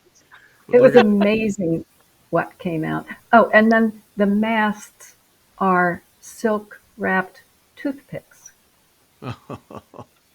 Of course. Why not? But look how you made little crow's nests. I mean, you got it all working. It Excellent. was fun. It was Excellent. fun. And Yeah. the holes Yeah. are where light was to shine through Oh yeah. We have because the. Trisha did a class on incorporating electrical little lights. So you see some of my reasoning, my logic, my planning behind doing that. It took a lot of cutting and recutting, and so there are the circuits. Wow. Oh, And wow. Look at that. okay, so that's what showed up when I did it with paper. She said, try things with paper or some other medium if you can first before you go to all the work. So I experimented, and there's also one behind the fisheye. Behind this fish here. Yeah, yeah. That one Oh, didn't so show as that's well. what this one is here. Yes, Okay. yes. So that's the ship. That's up there in the sky. In the cloud, right. Yeah. Okay. Lightning in the cloud, All right. And then the fish. right. And then this drives it all right here. Correct. Wow. What fun. Yeah, my Yeah. engineers would love that. They'd be like, "Okay, Mom, you Yeah. got to do that." Yeah, yeah, you there that would drag the whole family in, Beth, right there. That would. Yeah. Yeah. Electrical engineering. Amazing. That is Amazing. fantastic. Yeah. All It's right. fantastic. The casket. Here we go. Here we go. That's the top. To the right is Hook Manor, the Arundel contribution to the Calvert couple. To the left is Kipling Hall, the Calvert home. And the fountain, there's normally a water feature. So I did the fountain, which you've seen frequently, but I used a bunch of grapes. I used the birds from the ceiling of Hook Manor. They were also in there. Tulip, because at that point tulips were so important as a feature, as a trade item. Grapes and strawberries, because they were also in the ceiling of Hook Manor. All right. So technically, and the process then is you have a piece of paper and define the size of the top, and then this is all what colored pencil or Yes, and many of the women were spending time designing and redesigning and coloring and recoloring, and I thought that's crazy. So for me to spend that much time. So in this case, after I had drawn what I thought I wanted, I shrunk it to 85% and colored it in with colored pencils at 85%, and then actually made a box out of that, okay. glued them to foam core and made a box. Oh, so you actually had a prototype box before you make the actual one. Yes, I actually made, oh, 4 or 5 of those. One went to auction for charity. One is now covered with mylar as my little stitching box. And one is my storage box for the Mariner box. Oh my. Okay, now So here we there's have the the stitching. top. Yeah. Yeah, that's the top. And some of the frostings boxes had most interesting stuff in them. Around the shield is one of the gold uh, options, and up in the baronial crown is another, that little bit of gold. And I think the very top finial was also one of those little flowerets. Okay. Yeah, that little gold. And the white beads were out of a late friend's um, box of stuff that I inherited. So that's the Calvert crest, part of the Calvert seal. And that's a slip. That whole thing is a slip. That's a slip on 40 count silk. Okay. Well, you never throw anything away, do you? Now, and then this is needle lace. I had to do this twice. I tried doing it right on the silk and I just couldn't make it work. Couldn't figure out what to do with those windows. So I ended up doing it as a slip and then going back uh, and then the tower is done as a slip and then laid over and secured over a piece of mat board.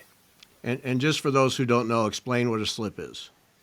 A slip is when you do a small piece, well, it could be big, but small piece in this case on a piece of fabric somewhere else, and then you apply it. In this case, I believe I wired the edges, and then you would couch down a wire, and then you could lift it off and reapply it here. Yeah. Okay. So you don't cut the fabric out, you cut the stitching. That It's cut off. secured it. Yes, Hmm. yes. And you can lift it away and you have wire to help you lay it back down and to form. Hmm. Yeah. There's chenille for bushes. I believe there was chenille over in that tall poplar tree and gimp over on the right. Might have been crinkly gimp on the Yeah, right. that's my favorite. I love the crinkle gimp so Okay. far.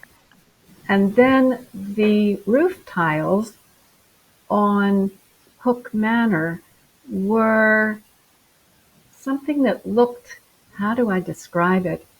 Um, as though you had unwrapped something that was zigzagged. It, so it had little humps in it, and it worked well to just anchor that in those flat spots. And then the stonework was achieved by laying down number 10 needles and going over them, couching them down with different colors of soie de Paris. And I didn't do all the stitches right in a row. I used 3 or 4 different shades, and that gave it the texture of the stone. It also was, I was also able to use gray to make that center section recede because I could put shadow in it. This is an It's instance where amazing. it's important to look, like you can look up close, but you really get the impact when you back off of the changing colors. It's really cool. And you know what when I first saw this, what really struck me, and this is just trivial, but it really struck me, is your smoke doesn't look hokey. Well, Yeah. thanks. I had to be careful that the smoke all went in the same Right. Good direction. move there. Yeah. Yeah. But you know, so many times when you see things like smoke, it just looks cartoonish and hokey, and you didn't do that. You pulled it off. It's Thank yeah, I you. like that. Thank you. And then we have Yeah. the so this is all right. Back up. So this is the top, and then you're obviously working on it. So then now we've got the Right. flower in the middle. Yes. Yes. I really thought that that was so important to talk about commerce at that point. Mm-hmm. Talk about your design transfer. Is that just a permanent ink, or what are you doing? Yes, it's with, oh, I can't remember the name of the company. Anyway, those little pens that you can buy in multicolors from the Pigma, craft, Pigma a pens. pigment pen. Right, Okay. right. And ideally, you want something that's not real dark. So included in our kit Here, was I'll this come back. amber color. So this Yeah. Pigma. So the amber color was what was included in our kit. Okay. Yeah. Right. And how did you decide what to stitch first? Because that would be, I would have looked at it and it's like, oh, now what? What was away from me? What was away from me so that I wouldn't be rubbing it? And I keep a little piece of tissue paper stitched over it now. Okay. It's incredible. Yes. Let's see. We If looked you at go that. to that one, okay, that next one, yes. That was my original setup of the slate frame with autumn on the right, spring on the left. I am just now doing spring. Autumn took me 3 years from start to finish, but it's done and behind glass now. But there's that whole slate frame. So doing two entire panels on one piece of ground. Yes. If I had been patient, I wouldn't have taken the autumn off, but I wanted to see it finished, you know. Hey, you're entitled. That's spring. So spring was wind, the town center, and let me think, spring, wind, yeah, town center, those three things. So great fun. On the right is the State House, which is a reconstruction of one that was here, built in 1667 or 70, somewhere in there. And the Catholic Church of a chapel of about the same period, which in 1705, the doors were locked when the capital moved to Annapolis. And within a few years was torn down and the bricks were used in something. Now that has been reconstructed on its original foundation. Ah, And that same girl that Mary had in hers is Hmm. now holding tulips because they were so important.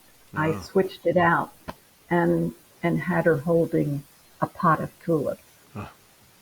So then here's Yes, that's the frieze complete up at the top, except for the what color in the wings. I don't know what color to make the wings. that's where Mary comes in. She's the butterfly expert. Oh, okay. And you just did 10 stitch?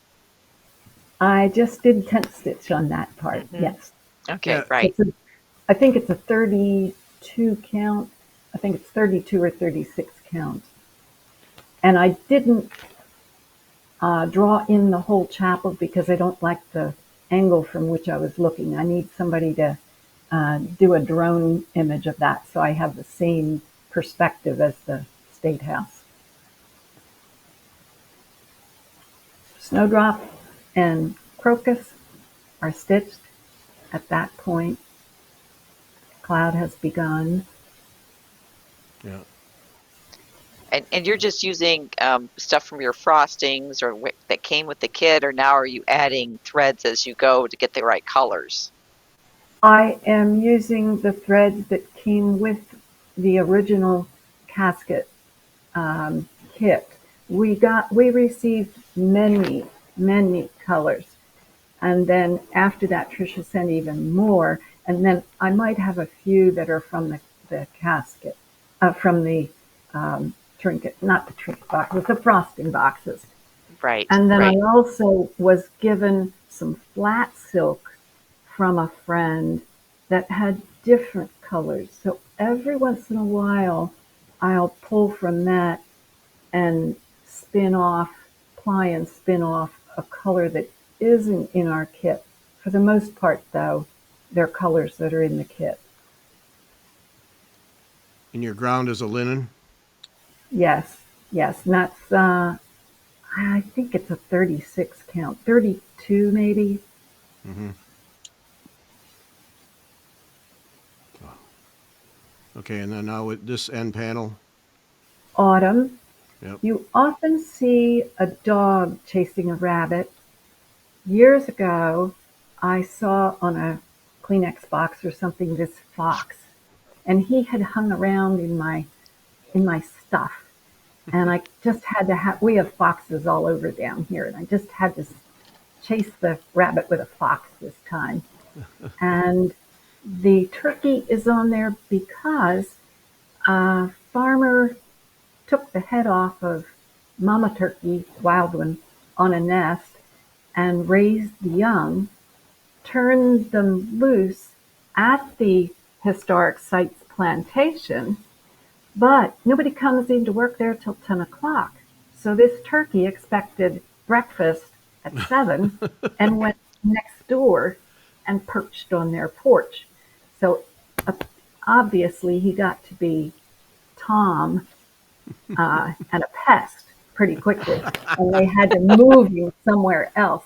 But I just had to put the turkey on. Yep. So you see Yeah. the tobacco barn to the right with a hogshead of tobacco outside the door. That is a tobacco hornworm. Mary, I too kind of felt as though I needed the right worm. Um, and then tobacco that actually was a tin punch on an early American Life magazine that I had saved for years and worked there. Had to have a cat, and you may be able to see, but it might be behind the silver trim, that the cat has brought a trophy mouse for Oh, Mistress Spray. Oh, oh boy. lovely. All the little Butter, things. yes, and butterflies, typical of what we have here on the Biden Zarastosa, tick-seed sunflowers, which is Okay, the so next image. so this right here then is this. Yes, and that was, yeah. I tried out techniques that I saw from images, and I have access to a 17th century needlepoint of Ruth meeting Boaz. It's a very interesting piece, and I was able to look closely at images and transfer them into what I needed Uh-huh. using colors in the way they used them. So that's how they used the colors, is they did an outline and then filled it in? Yes, yes, Okay. many, many times. Okay, and then here, yeah, we're getting, okay, we're getting more. A basket with the apples. Now, Beth mentioned about tent stitch, and it looks like you're using that extensively. Is that just because it gives you the detail you need or want? Yes. And you'll notice, maybe not in this picture, but in later ones, where I shaded, you see up against the tobacco barn, I was able to work in plants in a field. Mm-hmm. You see that above the turkey. Yeah. And between, I think that between the tobacco hornworm and Master Spray's sleeve, if you zoom in, Gary, you can see that that's a checkerboard. Yes. So I got shading and highlights using two colors as a checkerboard, and that I found on Ruth Meets Boaz. Mm. Yeah, see, and you get so much detail. You're right, Gary, by using the tent stitch. I Yeah. love the sun too. I love how the sun Thank on you. that piece. Right above the tobacco is more that where I did that, the brown and the Okay. green together. Now, up in the sky, just to the left of the sun, you see what look like a couple of birds. This this historic site is about 2 miles as the crow flies from part of Naval Air Development Center at Pax Rivers test flying down at Webster Field. So Those are actually jets. Oh, okay. Your little nod to modernity, right? Right. And I was able to add mica to the windows there. Okay. Oh, fun. Now, see that, and here's an example when you go to the cross stitch world and nobody wants to do back stitching, but you're using, because you're using tent stitch, you're able to put those darker edges on all the way around and define each of the shapes. Yes. Yeah. Yes, because it's so geometric, it's difficult at times. His shoe, the arch of his foot, Yeah. looks a little awkward because it's geometric. But your eye knows what it is, so you interpret it the way it really is. Yeah. Yeah. Wow. Now that is my answer to having 10 sheets of paper that I throw away. So I went to Joann's and got some acrylic tablecloth and marked out the exact size I needed for each of the surfaces. And then I used dry marker to trace motifs to try it out. So this is what ended up being my preliminary box. I eliminated the Old Man Winter. I kept the tree, the turkey, and the beaver. And the deer very obligingly stood in my yard so I could sketch him. Um, the loons sort of stop here, coming south from Canada. So I had to include them. Mm-hmm. Turtles we have all over the place. I ended up putting a turtle in my final one. Okay. The raccoon up on the top frieze was from a woodcut my middle son did in 8th grade in art class. And I just thought he was too neat not to include him. So to the right, to the right you have tobacco. On the outside corner is an eagle because thistle threads shipped our kits through the United States Postal System, and there were 2 pictures of the truck stuffed to the gills. So that was, as the Native Americans do, contribute and praise those who deserve it. The postal system deserved that. And then corn to the left, Indian corn, and then on the left is the deer. Yeah. So this is my fire side, the Indian hamlet, fire, and winter. Trisha had said try things with paper first if you can. Somebody gave me about a 14 by 14 tray box full of samples of fabric for covering mats from a framer. And they made their way to me. Somebody said, Genie will know what to do with them. Well, I looked at them for a couple months, and this was what I came up with. I tried it with those samples of, of fabric and some mat board. So it went Okay, from so that. this is a paper sample. That's a paper sample, yes. And then this is the one that will go on the box. I was fortunate enough to go to do a river cruise on the Seine with the Cruel Work Company last April. And Philippa took us to Bayeux Tapestry. And I thought, that's what I need to do. So that it's relatively simple, but using the Bayeux stitch, we went to Auvers-Soie and I bought wool. But when it came to doing the witch hut, I knew that wool, the fuzzy look, was not what I needed. And I did some weaving and still had some linen warp. Took apart the 12-ply linen warp using 2 at a time to make the mats for the sides of the witch hut. And then some other linen warp took apart and used that for the couching threads on the side. Yeah. Wow. So the rest of it is done with wool, some of which I had to spin myself to get the colors that I really wanted. I know I do that all the time. Yeah, all the time. Yeah. Yeah, just Gary. spin our own wool there. Oh, I remember when you were working on the hut and you tried, did you at one time try grass? I did. I tried 4 or 5 different things, and I think there was one slide that might have had those 4 samples down at the bottom, but I added in little seed stitches to give color and shading. Yeah, so you can see that. That's amazing. I just love this panel that you Yeah. did. Had to put the turtle in there because he managed not to end up in the pot. Yeah. Uh, And tracks yeah, and turtle tracks yeah, right there. Yeah. Little little Right. turtle tracks. little details. Yeah.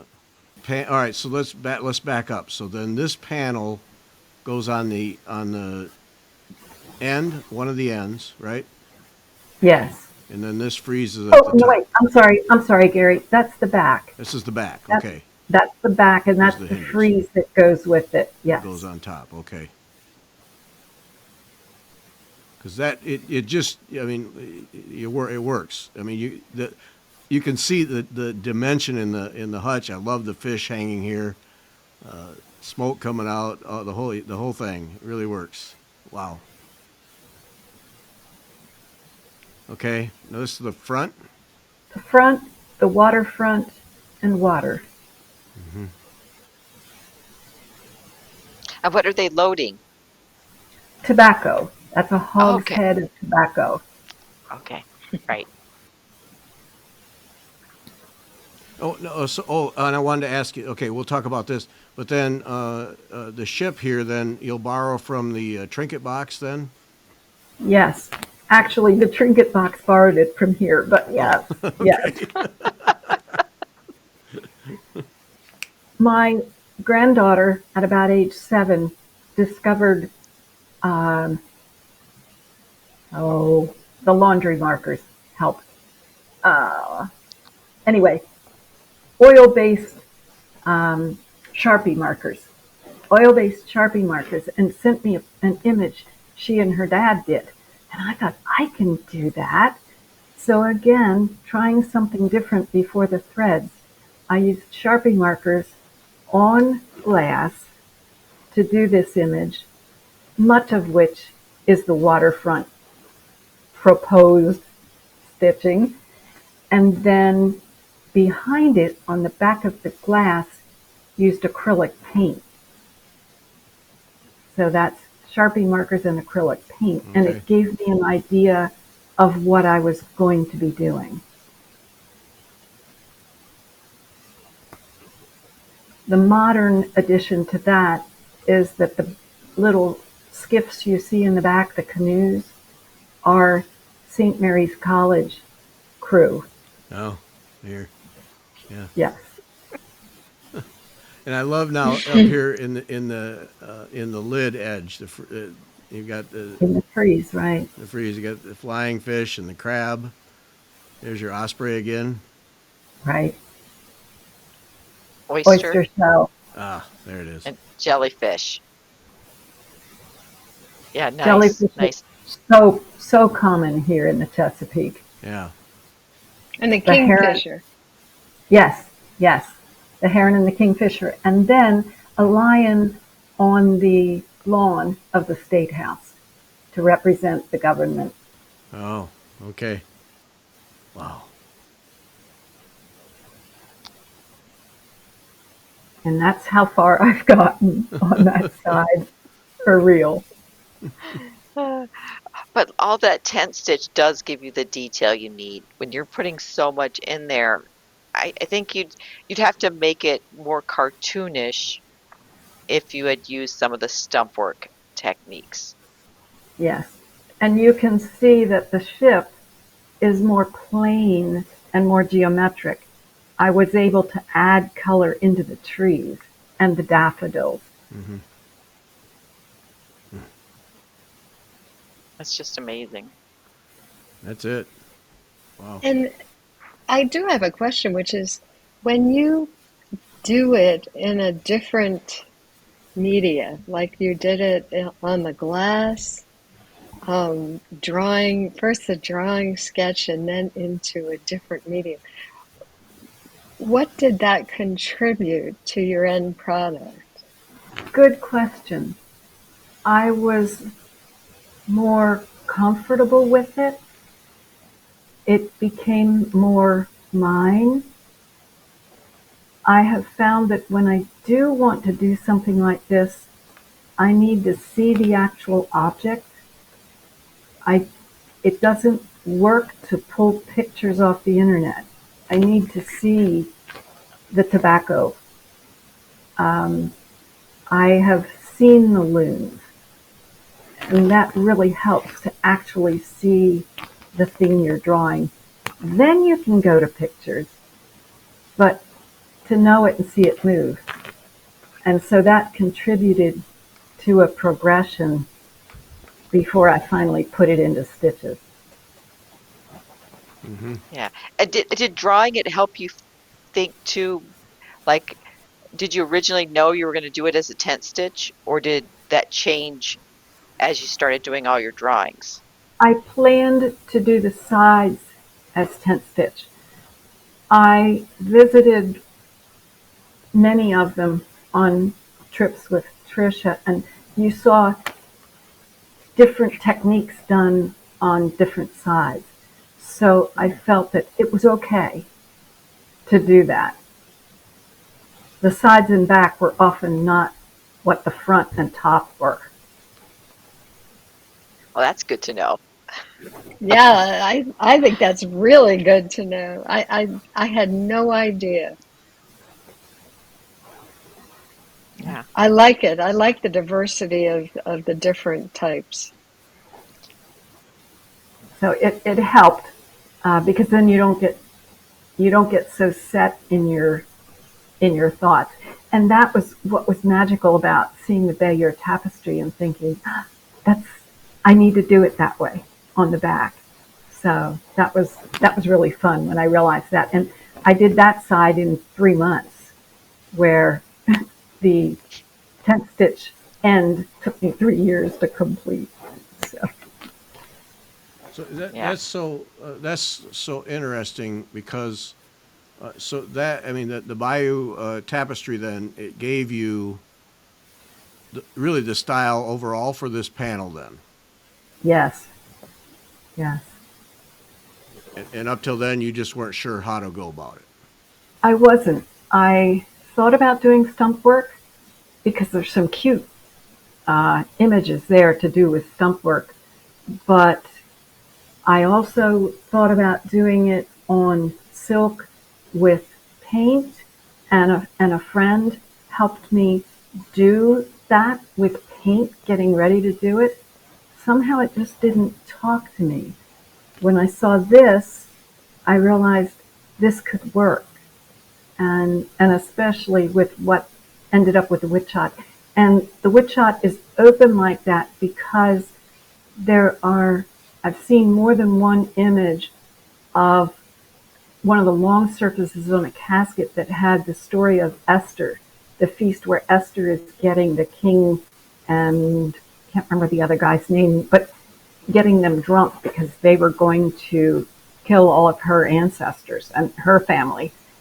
And so I thought, oh, if I want to do fire, I can open up the side of the witch hut in the same way.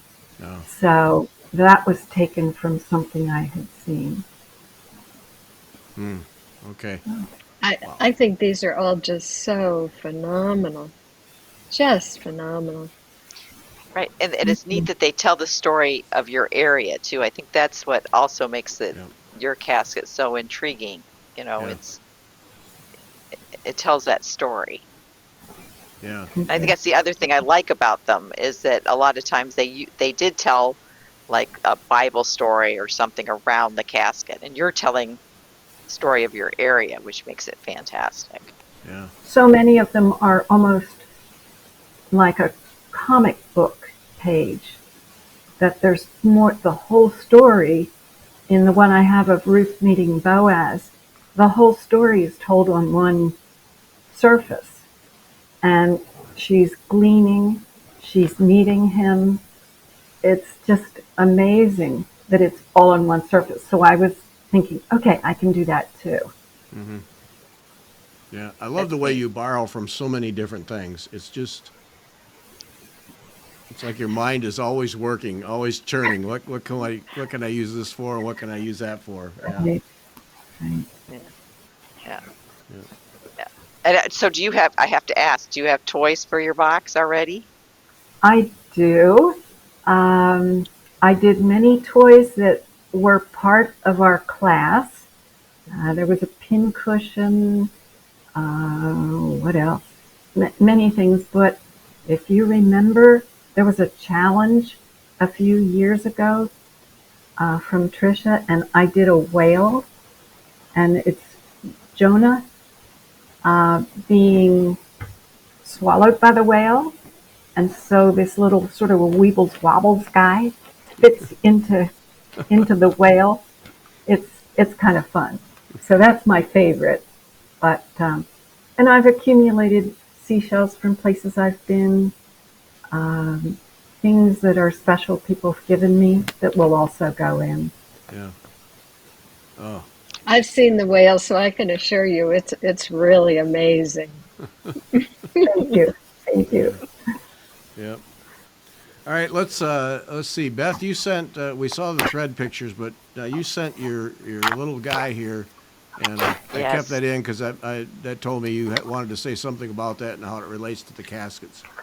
Well, and see, that's it. I think sometimes we get caught up in making the little toys that go in the casket. And so he's going to be a little casket toy. I've made a sacred heart to go in mine too.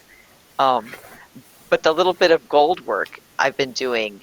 And so I just felt like, oh, I got this little hedgehog that's going to go in. And um, I don't know. I think that's part of the problem, though. We get distracted by the toys because I do have a few more to put in. Um, but I guess I should get my box done so I can have a place to put them, right? Nah, nah. Just keep making toys for 10 years. You'll be all right. Yeah. All right. So then here's where you're at, then, Beth. And that's what you were Right, showing us a little bit ago. Yeah. right. And I changed my butterfly color because I don't remember what color it is, but I didn't like it. And I thought, I have lots of thread. We're just going to change it. The fun thing is doing those little hillocks was so much fun. At first you think, oh, how am I going to do those stitches? But you just start and away you go. And then I was worried because if you can see, my line is going down. It's like I got carried away with my stitching, and Mary said, "Oh, don't worry, so that bottom line will be covered. Some of that will be covered." So the hillock, yes, to your under the purple flowers, you see there's white underneath. So that should be. I should have stopped sooner on all the Yeah. other ones, and but it'll be covered. I'm not worried about it. I figured, what's the worst that could happen? I have to restitch the whole panel. Oh well, The that's the the only worst. thing the only thing you might end up having to do, which I ended up doing on some of them, was I cut through it. You know what I Hmm. mean? The stitching part. So that there's no problem at all. It's I love to hear people say that something was wrong and they'd have to start a whole new thing because they don't. Everything's Yeah, forgiving. Yeah. yeah, yeah. And that I think that caterpillar to the right is multicolored, and I know I won't do him multicolored. He's just too crazy for me, and I'm gonna have to figure something else out. So, but yeah, that's where I've stopped, and I don't remember what I need to do next. I don't think it's the leaf. I think the leaf is detached without any shading underneath, but I don't remember. So I have to look at. That's the other thing. I have been printing out my instructions because I'm old school. I know you can look at on your tablet, and I have, and I blow it up, and I look at those pictures that way. But when I'm actually stitching, I like to have a piece of paper with the instructions next to me so I can look at them while I'm working on it. Yeah. And that's just me. And I don't know how many 3-ring binders I have, but I have quite a few I'm the with the same way, Beth. instructions. Yeah. So I'm the same way, but I will tell you, I did not print out the pictures. I Mm. will go to and have my computer screen, my laptop next to me for the pictures, and I will only print out the part where it's written with the instructions. Yeah. And Because I can see otherwise, why. Yeah. yeah. All right, we It's a need to lot of wrap. paper, a lot of Yeah, ink.